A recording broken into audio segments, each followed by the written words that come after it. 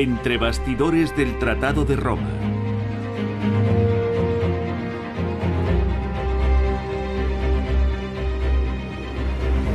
El 25 de marzo de 1957, tras largas negociaciones, 6 países, Italia, Alemania, los Países Bajos, Bélgica, Luxemburgo y Francia, firman los Tratados de Roma, creando el Mercado Común y la Comunidad Europea de la Energía Atómica, Euratom. Finalmente, tras el caos provocado por la Segunda Guerra Mundial, se impone el deseo de una paz duradera, basada en el necesario entendimiento entre Alemania y Francia y la cooperación económica entre pequeñas y medianas potencias. El 25 de marzo en Roma se firmó un acuerdo histórico, la primera etapa de un proyecto más ambicioso, una federación política de estados europeos, los Estados Unidos de Europa. Concluimos así la primera etapa de nuestra obra, la de la decisión. Nos gustaría entregársela a la juventud de nuestro país para que la convierta en una promesa de futuro.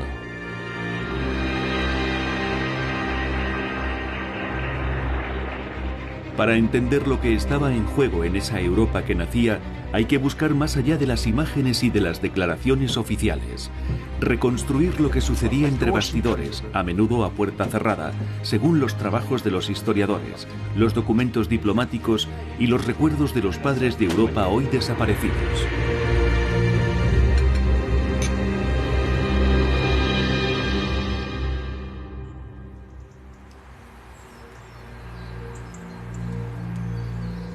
Nuestra historia comienza en 1950.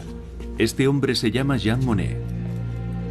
A sus 61 años, a pesar de carecer de titulación, tiene una impresionante carrera a sus espaldas. Había sido el hombre de los aliados ante Washington durante la Segunda Guerra Mundial. Muy influyente, forma parte de un pequeño grupo que desde el final de la guerra trabaja por una Europa federal. Comisario del plan y asesor económico del gobierno francés, se reúne en París con el presidente del Consejo, René Pleven, para exponerle un proyecto estratégico.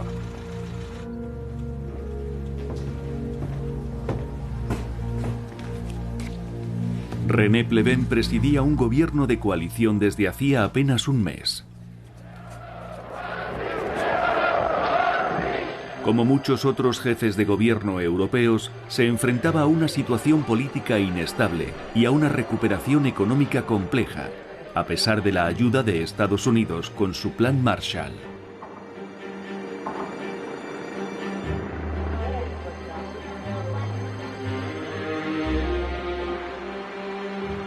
Cinco años después del final de la Segunda Guerra Mundial, Europa está dividida en 2 bloques.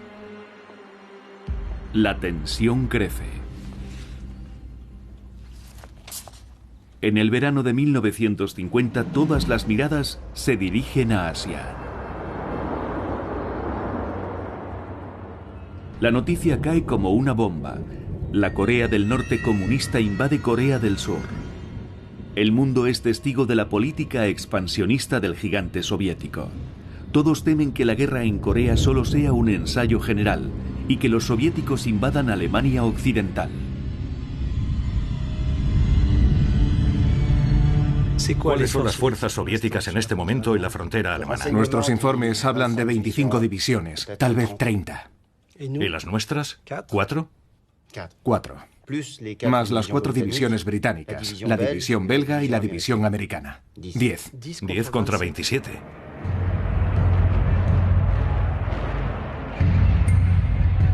Ante esa amenaza, los estadounidenses exigen que Alemania Occidental se rearme. Pero el rearme de Alemania en 1950 es inaceptable para las naciones europeas.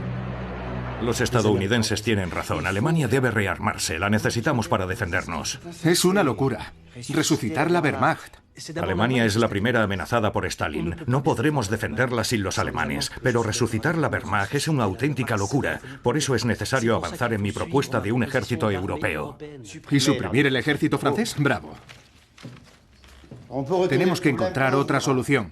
Crear un ejército europeo significaría suprimir el ejército francés. Schuman dijo lo mismo al principio, pero ahora está convencido. Con un único y gran ejército común en Europa, Alemania podrá aportar soldados, material, contribuir a la defensa común europea sin tener que resucitar un alto mando nacional alemán. ¿Por qué no podemos hacer con nuestros ejércitos lo mismo que estamos haciendo con nuestro acero y con nuestro carbón? Esa era exactamente su idea. Siguiendo su propuesta, Robert Schuman acababa de convencer a 5 países europeos, incluida Alemania, para que compartieran el mercado del acero y del carbón bajo una autoridad independiente. Ese es el modelo radicalmente nuevo que constituye el verdadero embrión de un gobierno europeo supranacional en el que se inspira Jean Monnet para una Europa de la defensa. ¿Pero conseguirá convencer a René Pleven? Renunciemos a la soberanía militar nacional y creemos un Ministerio de Defensa supranacional europeo, con un Parlamento paneuropeo para controlarlo. Esa es la gran idea, la seguridad en las fronteras y la paz en Europa para siempre. René Pleven duda acerca de ese proyecto que cuestiona la soberanía nacional y agita los fantasmas de la guerra. Podemos pedir a los franceses en el nombre de Europa y también a los belgas, a los holandeses, a los italianos que de repente formen batallones con soldados alemanes. El gobierno francés propone la creación para la defensa Convencido, común de Pleven da el paso y toma la iniciativa de presentar el proyecto francés de una comunidad europea de defensa que agruparía a los 6 países que ya formaban la Comunidad Europea del Carbón y del Acero. 2 años después, en 1952, tras muchos esfuerzos diplomáticos, 6 países firman en París el Tratado Constitutivo de la CED, la Comunidad Europea de Defensa. El canciller Konrad Adenauer ha elegido el bando europeo. Quiere unir Alemania Occidental a Occidente en el plano económico y militar y la reconciliación entre Francia y Alemania. Los 6 jefes de Estado deben presentar el tratado ante sus parlamentos. Pero las cosas no van a ser tan sencillas. En 1954 aún no se ha decidido nada. El ministro belga de Asuntos Exteriores, Paul-Henri Spaak, decide intervenir y convoca en Bruselas una conferencia entre los 6 países. Es la última oportunidad. Mientras que los países socios ratifican el tratado o se disponen a ratificarlo sin ningún problema, la idea de una Europa de la defensa sacude Francia y se convierte en un auténtico psicodrama. La oposición la echa por tierra y acusa al gobierno de traición a la patria. Pierre Mendès France, al frente del gobierno de París desde hace 3 meses, envía una lista de modificaciones que su gobierno exige hacer al tratado. Señor ministro, Mendès France le espera en mi despacho. ¿Había muerto el proyecto de una Europa de la defensa? ¿Y bien? Escuche, querido amigo, esas modificaciones, todas estas cláusulas excepcionales que exige para Francia, son contrarias al espíritu de la comunidad y de la igualdad de condiciones que nuestra CED permite por primera vez ofrecer a Alemania. Adenauer está desolado. Está bien, hablaré con él. Él se niega a una reunión a 2. Es lamentable. ¿Qué quieren? No tengo mayoría para la CED. Los diputados comunistas no quieren que nos protejamos de los soviéticos. Los gaullistas no quieren que toquemos la soberanía nacional. Y los socialistas están divididos. Y yo debo unir. Eso no es unir, es dividir. ¿Realmente desea esta Europa?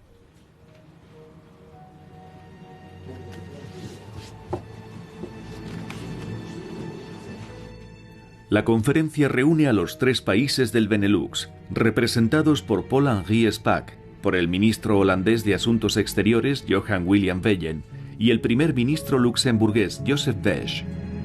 A su lado, por Italia, el ministro de Asuntos Exteriores, Attilio Piccioni.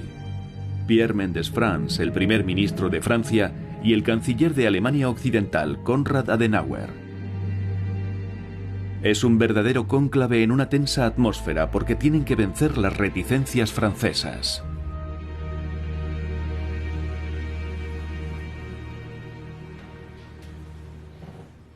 Está matando el proyecto, retrasándolo constantemente.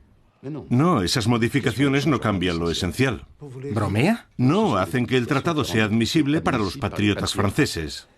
Usted mismo se declaró a favor de la CED. ¿Acaso no se considera un patriota? Señor Méndez, tenemos que atar e encadenar a Alemania Federal a Occidente o será absorbida por el Este. Y tenemos que hacerlo deprisa. Mientras yo viva, Estoy completamente de acuerdo con usted. utilice su influencia. Su popularidad es considerable. Las mayorías parlamentarias son las únicas que pueden hacer cualquier cosa posible o imposible. Y mi influencia no basta. Pero las modificaciones suprimen la igualdad de condiciones con mi país. Esta era una apuesta por una reconciliación sincera y digna. Cuando hablo del mando militar en el hemiciclo, Herriot me grita, es el fin de Francia. Cuando hablo de contingentes alemanes en el ejército europeo, Daladier me grita, antes de hablar de un ejército europeo, vaya a ver Auschwitz. Discúlpenme, pero es así, esa es mi realidad parlamentaria. Aún así es absurdo ignorar el hecho de que, sin la CED, será necesario reconstruir un ejército alemán soberano. ¿Perdón? Dice que es absurdo y tiene razón. Otra cuestión es que queremos que participe Inglaterra porque aplaude y da su aprobación, pero no se compromete.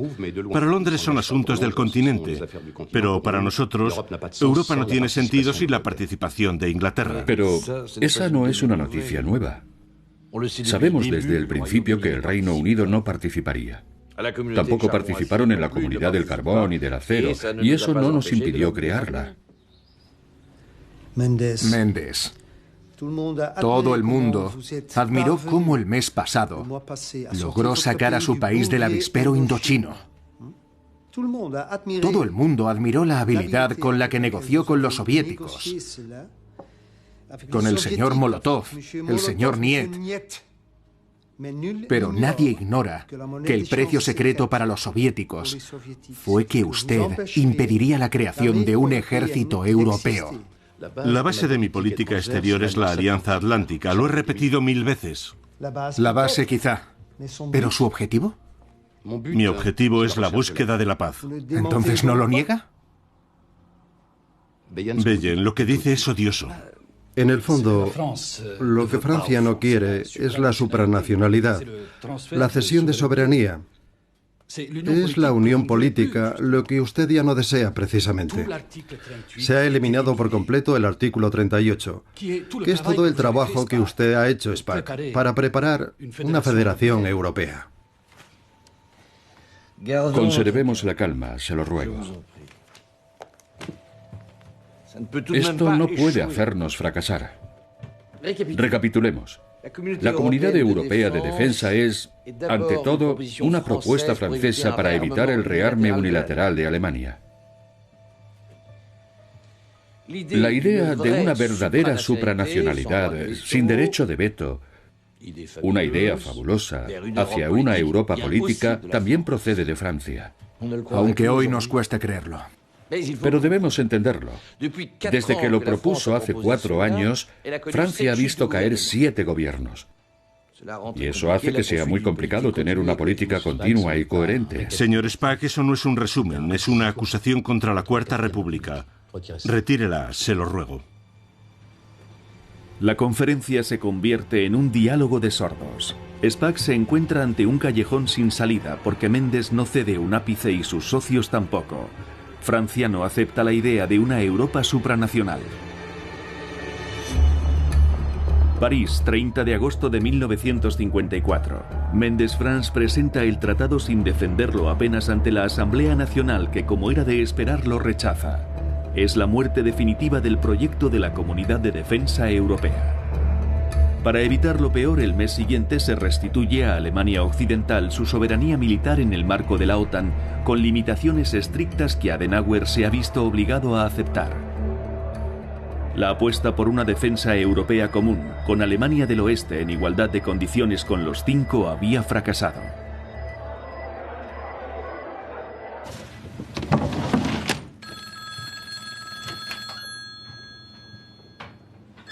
Tras ese revés, Jean Monnet, que tanto ha defendido esos proyectos europeos, anuncia su dimisión como presidente de la joven Comunidad del Acero y del Carbón.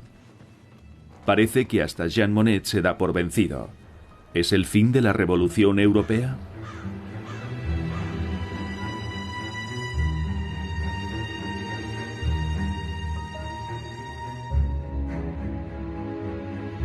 Todos parecen haber pasado página. Todos, salvo Jean Monnet, que entre bastidores redobla sus esfuerzos y viaja a Bruselas para reunirse con Paul-Henri Spaak. Disculpe. Adelante. Me gustaría que me dijera que no va a renunciar. No, renuncio y más que nunca. Pero ya se lo explicaré, especialmente ahora que hemos cambiado otra vez de gobierno. ¿De nuevo? ¿Otro? Ha durado 7 meses. ¿Cuándo se acabará ese carrusel? Europa necesita una Francia estable. ¿Europa? El mundo dirá.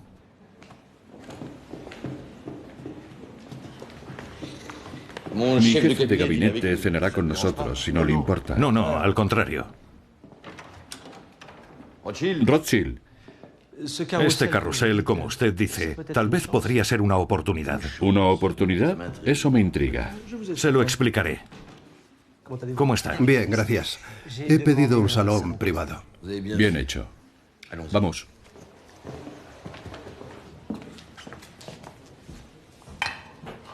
Filete de lenguado con muselina al Riesling. Mi plato favorito, después del buey de mar. Tráigame el cazo después, para rebañar. Buen provecho. Buen provecho.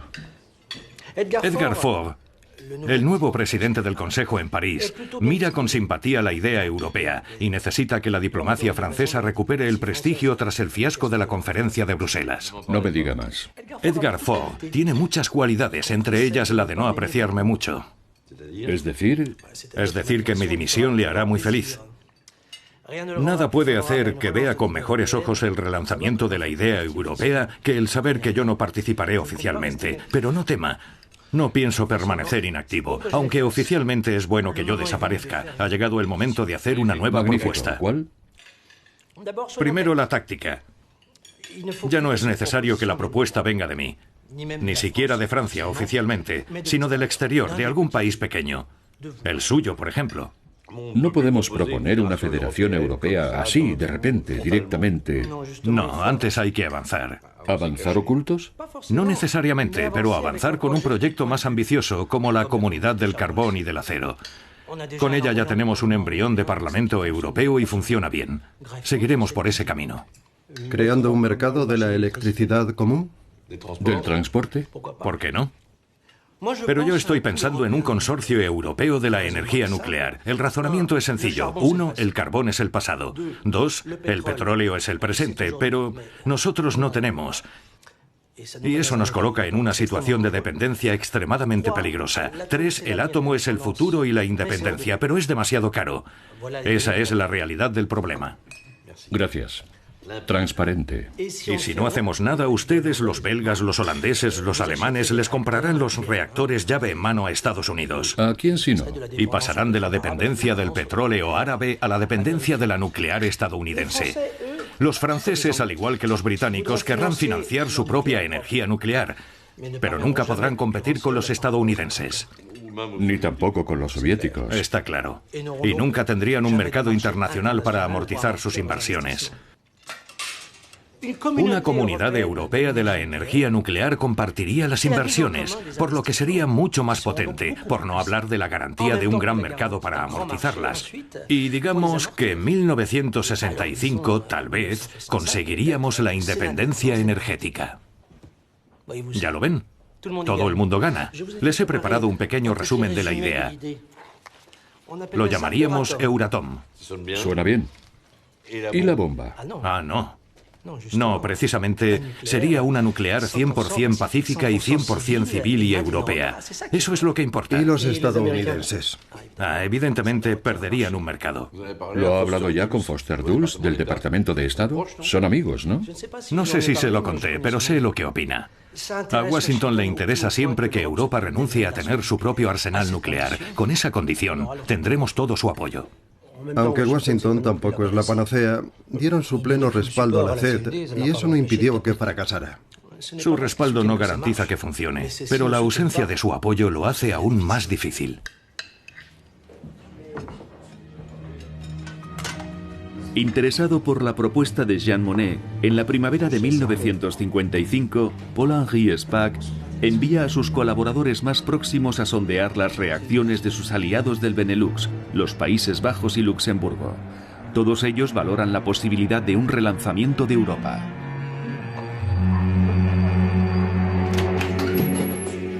Para Johan Willem Beyen, el ministro holandés de Asuntos Exteriores, el futuro de Europa es ante todo la unión económica.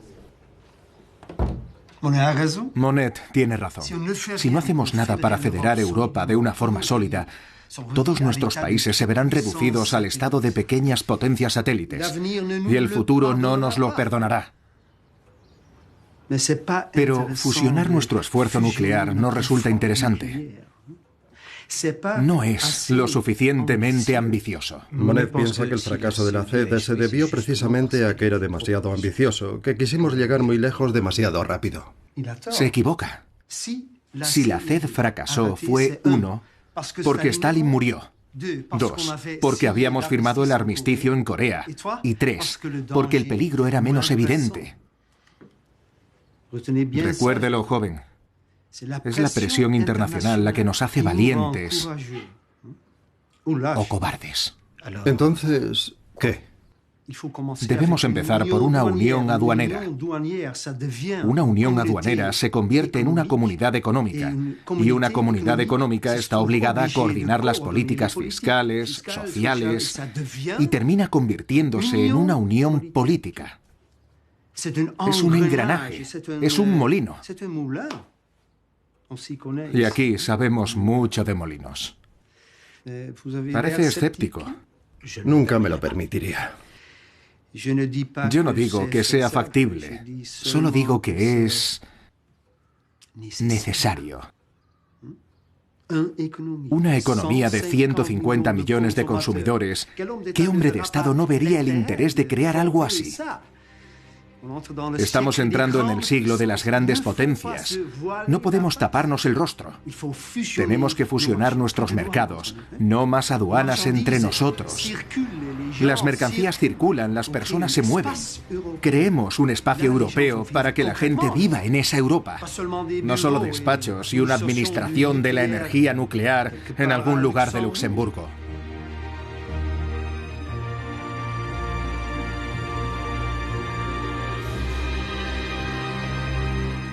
¿Y Spaak qué dice? Mi ministro piensa que Monnet tiene razón y que Beyen no se equivoca. Y quiere conocer su opinión. Siempre quieren conocer mi opinión. Me la regalaron por mi santo, es un objeto interesante. Joseph Besch, el primer ministro de Luxemburgo, es un estratega, un hombre de principios, convencido de que el papel de los países pequeños es el de servir de mediadores. A nosotros nos interesa un mercado común con Francia, con Alemania. Somos países pequeños, vivimos de las exportaciones. Y nosotros tenemos mucho que ganar. Pero Francia... Beyen es genial, pero no piensa en Francia. La industria francesa, si no perdiera la protección de sus aranceles, se hundiría. París debería querer realmente la construcción europea para aceptar un mercado común. Algo que no es seguro. En cuanto a Alemania, los alemanes tienen aranceles más bajos. Crear una unión aduanera supondría un arancel común para los 6, y el caso de Alemania representaría una subida. Pero los alemanes desean tanto unirse a Europa que lo aceptarán. Yo creo. No, es casi seguro. ¿Y los italianos? Los italianos se confundieron 2 veces de aliados en las 2 últimas guerras. Esta vez no nos abandonarán, créame. ¿Y Londres? Los ingleses no participarán. Ellos ya tienen su Commonwealth. No pueden unirse a una segunda unión aduanera. Estarían bloqueados en el caso de que quisieran unirse a nosotros, cosa que dudo. Resumiendo, la idea de Monnet no le interesa a Beyen y la idea de Beyen no le interesa a Francia. Atención, hay un detalle importante. Si Monet dice que su Euratom interesa realmente a París, unamos las dos ideas, de forma que los alemanes aceptan el Euratom a condición de que tengan un mercado común y París acepta el mercado común para conseguir el Euratom. Sí, Spaak también habló de eso, pero ¿no es un rompecabezas? No, es un Newton, como dicen los juristas. Para conseguir uno, aceptas el otro. Bueno, eso complica las negociaciones, pero permite jugar con dos palancas. No es malo. La estrategia da sus frutos. Los tres países del Benelux redactan una doble propuesta, la de una comunidad económica y la de una unión para la energía atómica. La propuesta se examina bajo el sol de Sicilia, en Mesina, en junio de 1955, donde los ministros de los seis celebran una cumbre.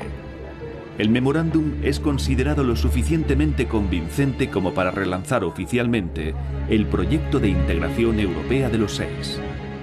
Pero la idea de Europa, apenas un año después del fracaso de la CED, ¿de verdad puede revivir?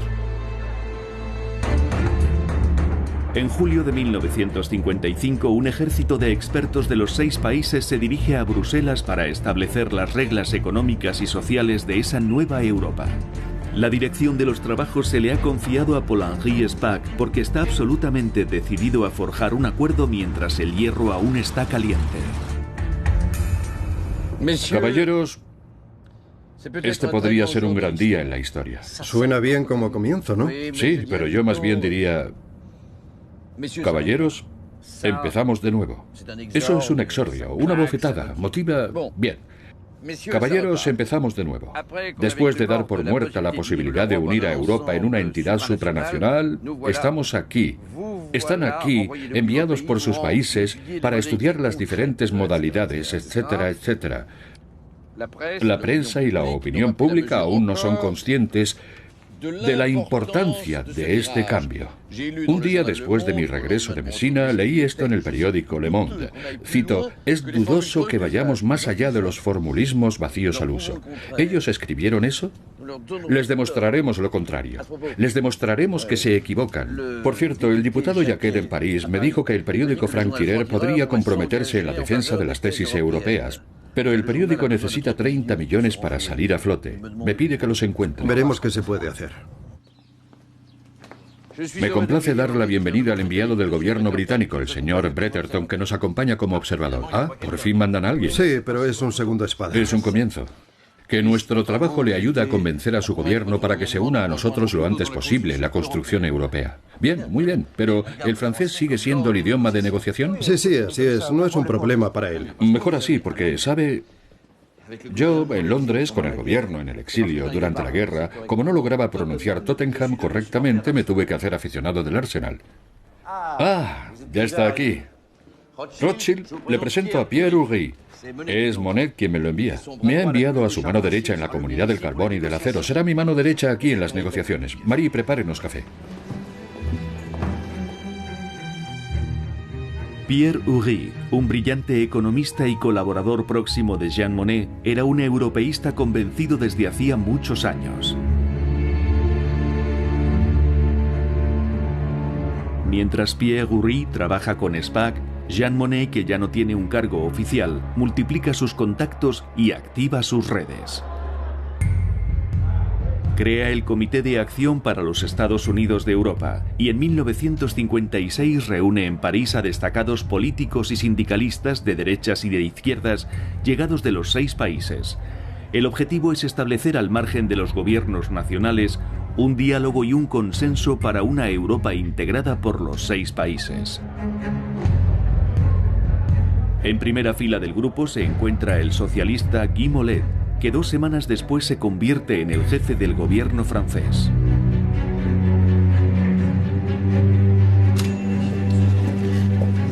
Los meses pasan.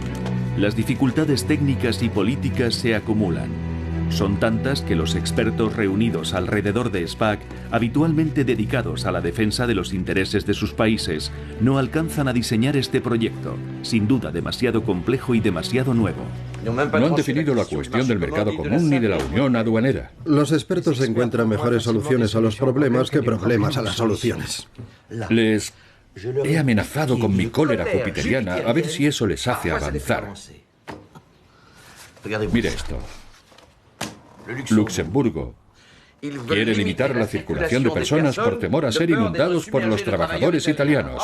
¡Bravo! Los franceses quieren que el mercado común dure solo 4 o 6 años a título experimental. Brillante. Alemania teme tener que elevar su protección social al nivel al que está en Francia, cuando sin duda esa sería una buena cosa. Monet tiene razón, solo la voluntad política puede asegurarnos el éxito, pero así no. Señor SPAC, Uri.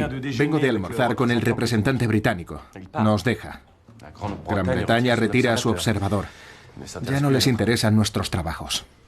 ¿Qué razones esgrimen? Nada nuevo. No quieren oír hablar de una unión aduanera. Está claro que sin ellos nuestra unión aduanera sería como un bloqueo continental. Pero si se unieran a nosotros... Ya tienen su unión aduanera con la Commonwealth. Aún creen en su imperio. No podemos ser más claros. Bretterton me dijo, jamás os pondréis de acuerdo sobre un tratado de mercado común. Y si lo conseguís, no podréis ratificarlo, como con la CED. Y si lo ratificáis, nosotros lo combatiremos. Alentador. Les demostraremos lo contrario, cambio de método, cancelo el procedimiento y envío de vuelta a todos los expertos a sus países. Va a despoblar Bruselas. Escuche, Uri. Usted ha asistido a todos nuestros debates. Ya le hemos dado 1000 vueltas al tema. Uri, llévese a 3 hombres 15 días en el campo y esto. Y defina la delgada línea de un acuerdo. Por fin. Hacía tiempo que lo estaba pidiendo. ¿Solo? Ya hemos probado el método colegiado. Mi crédito ante nuestros socios está agotado. Debemos enviar ese informe cuanto antes. Uri, Monet me aseguró que usted era el hombre indicado. No me decepcione.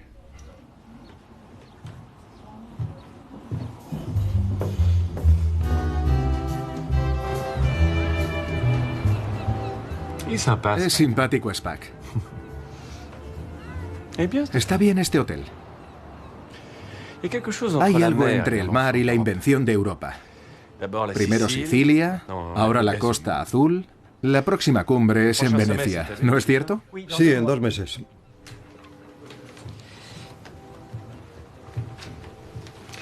Hola, Chantal.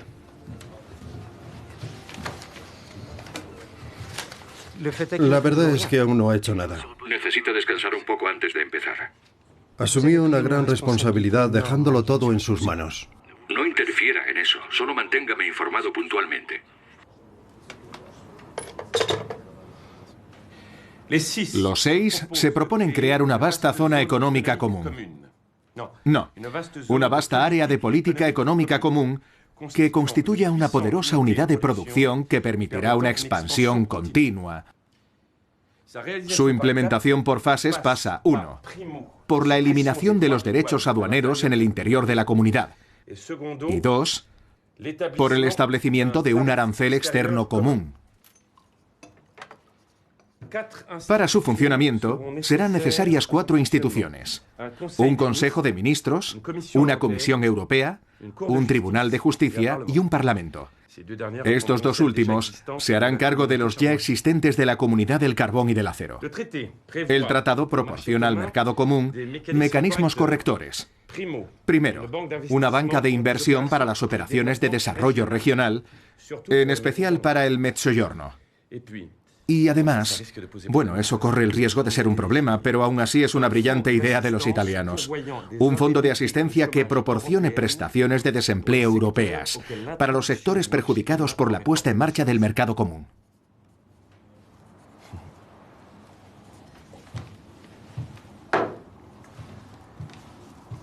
Sigue siendo mucho más sencillo que su rompecabezas.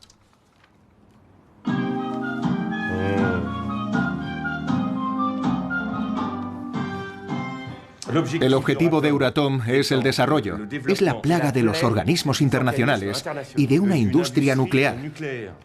Los estados europeos se verían condenados a una posición definitivamente subordinada y para todos los debates es algo inaudito. Debe entenderse que... Encuéntreme ese pasaje, por favor. Avancemos.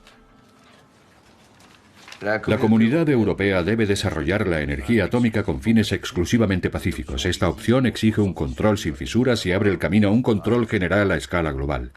Es claro, es conciso. En 12 días.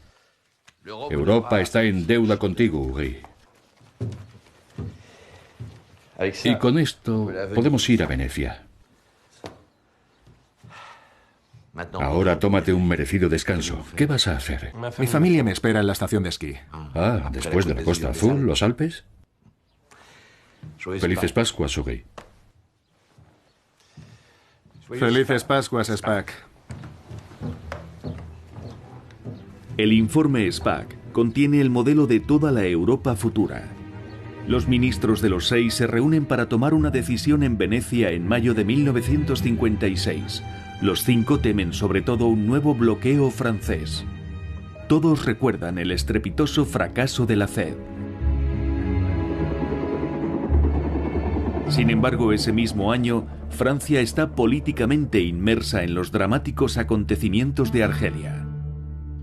Y en esta ocasión no cuestiona nada, por fortuna. No obstante, exige que se siga insistiendo en la participación inglesa y en que se asocien al mercado común sus colonias africanas.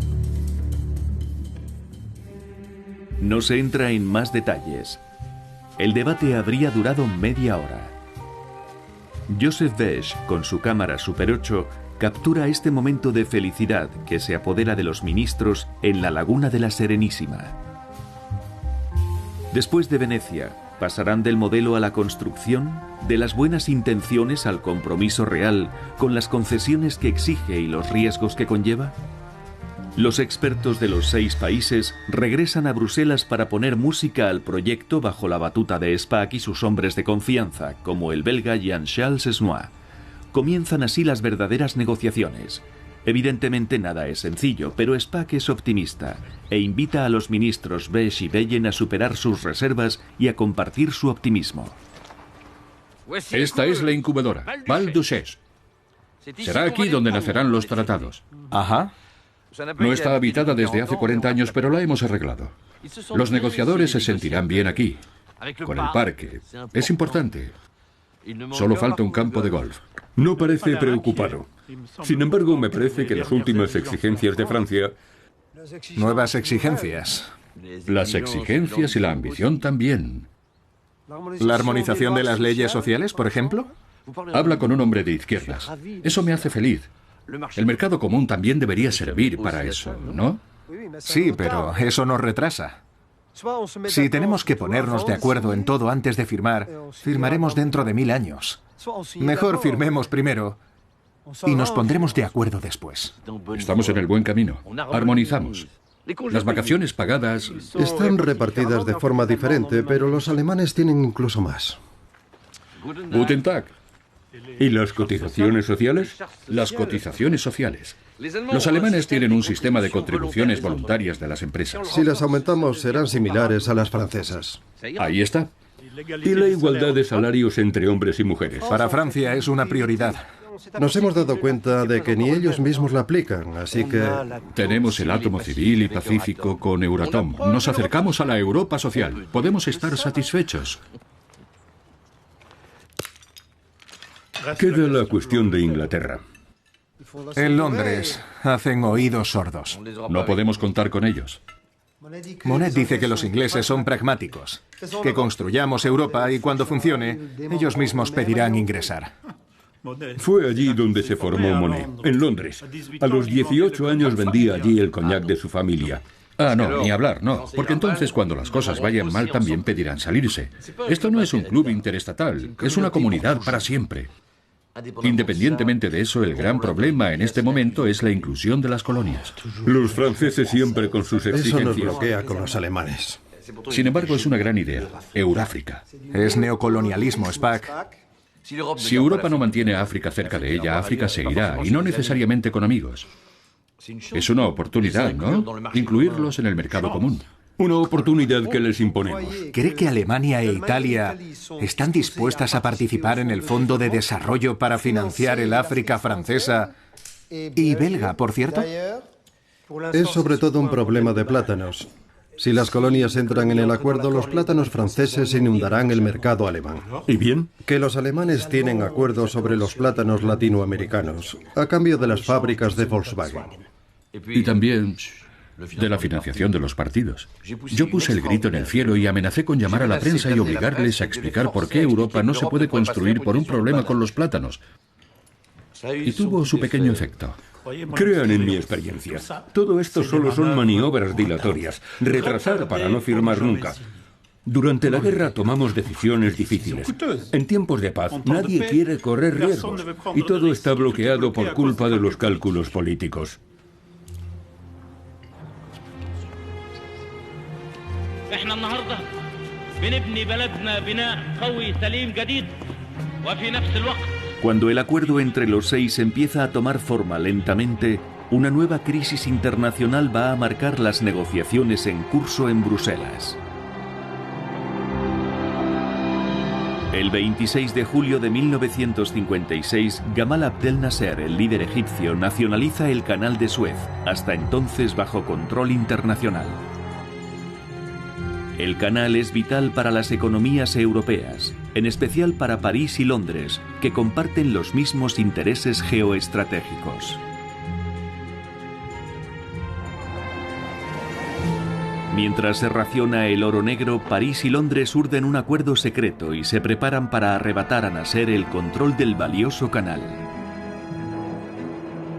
La operación no cuenta con la aprobación del aliado estadounidense, pero ¿necesitan su autorización?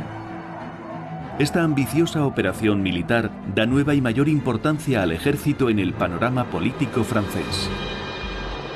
El Estado Mayor eleva el tono. No quiere volver a oír hablar del Euratom, porque Euratom prohíbe el desarrollo de un programa nuclear militar. El acuerdo entre los 6 peligra.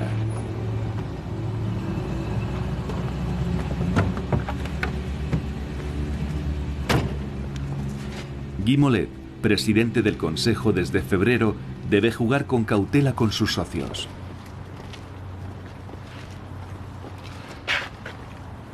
Así que realmente quieren la bomba. Monet me había jurado que eso era un mito. Y también lo juró en Washington. Entonces adiós a Euratom.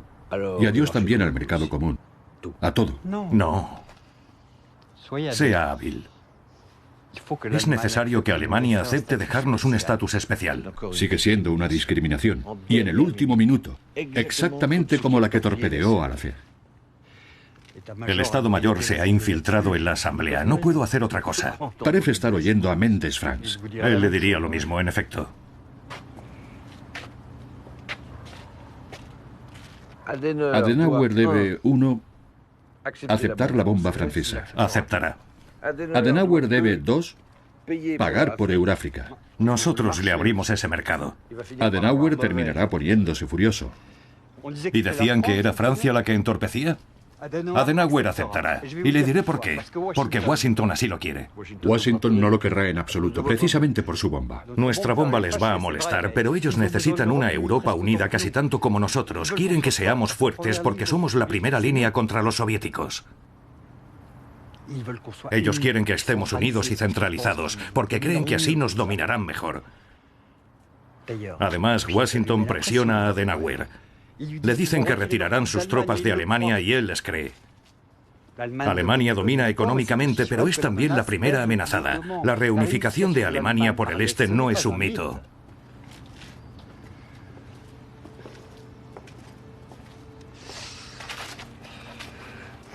La misión de Adenauer es acercar a Alemania al mundo libre. Nuestra misión histórica es construir Europa.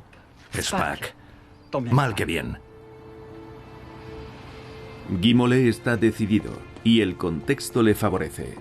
Aún se teme una propuesta rusa para la reunificación de Alemania según los términos de Moscú, que alejaría a Alemania del oeste de Occidente. Adenauer no cae en la trampa. El oso soviético saca sus garras.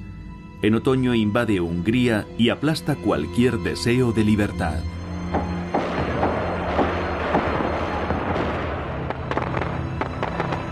La presión soviética aumenta en el este, confirmando los temores de los europeos.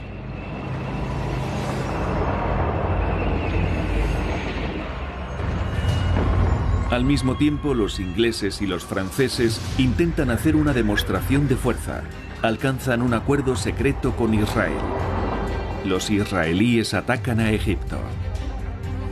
Con el pretexto de separar a los beligerantes, una fuerza franco-británica desembarca en Egipto y recupera la zona del Canal de Suez.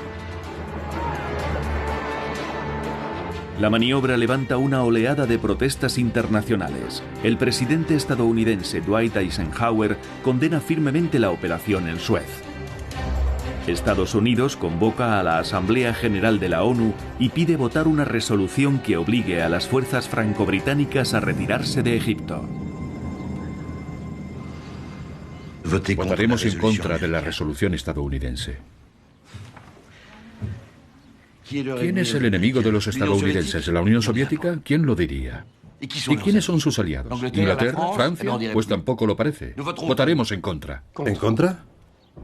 Seremos los únicos. Con Nueva Zelanda, quizás. Será bastante simbólico. No hicieron nada cuando los rusos sometieron a Hungría, pero dudan en condenar enérgicamente la acción de sus aliados en Egipto. Estados Unidos ya no quiere seguir compartiendo su poder, quiere un mundo bipolar y no lo tendrán. Europa se levantará, Europa se unirá y tendrá el estatus que merece.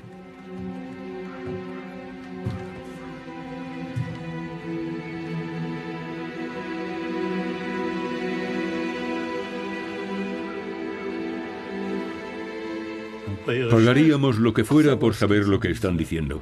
Abandonada por Washington, Francia ve cómo sus aliados europeos se solidarizan con ella.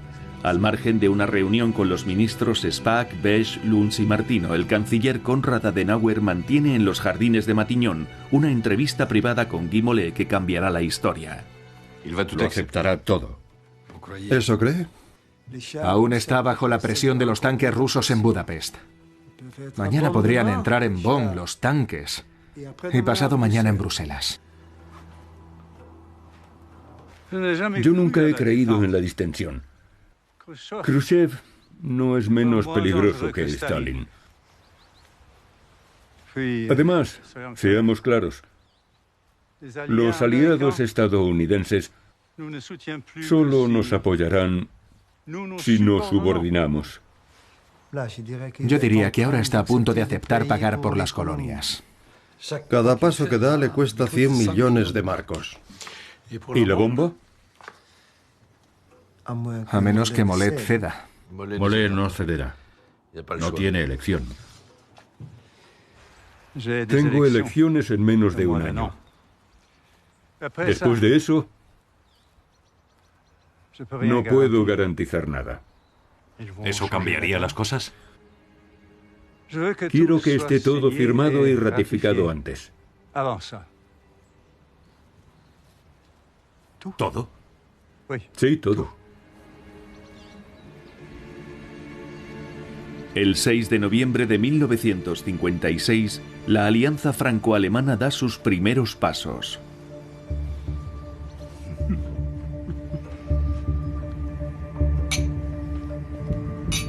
Un mes después, ante la presión internacional, la fuerza franco-británica se ve obligada a retirarse de Egipto.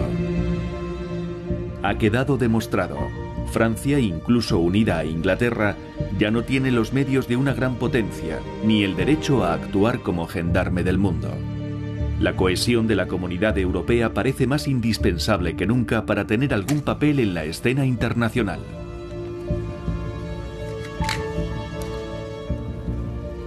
Considero que el fracaso de Suez no será en vano si lleva a Europa.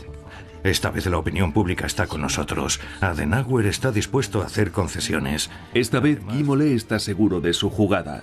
Sabe que Adenauer no se opondrá a la bomba y que aceptará el acuerdo sobre las colonias porque el canciller pone por encima de todo la construcción europea. Guy Mollet convoca a sus socios en febrero de 1957 en París. Acuerdo total, titulan los periódicos, y se comprometen a firmar los dos tratados el siguiente mes. Ya veremos lo que nos depara el futuro, pero una cosa es segura. Khrushchev y Nasser se merecen un monumento como los padres de Europa. Bien, entonces, ¿dónde firmamos esos tratados? ¿En Bruselas, como quiere Spack? Martino, yo sueño con hacerlo en Roma. Porque es eso lo que estamos restaurando, el Imperio Romano. Seguro que es posible. En el Capitolio. Iré a ver al alcalde de Roma, es un amigo. Dans cette heure apaisée et heureuse, tâchons de léguer au futur la source d'inspiration que nous puisons dans l'immortel passé. Diese Freude möchte ich doch ausdrücken. Denn diese Freude wird von Millionen und Abermillionen... Caballeros, yo no creo en Dios, pero me gusta citar el Apocalipsis. Estamos a punto de abrir una puerta que nadie podrá volver a cerrar. Es usted demasiado poético, Spack. A estos hombres les costó 7 años construir la nave Europa. Todos esperaban que mediante una rápida integración, los tratados transformaran pronto a Europa en una gran potencia democrática. En realidad, todo sería más lento. Ellos solo mostraron el camino. Un camino que 60 años después sigue abierto y extrañamente incierto.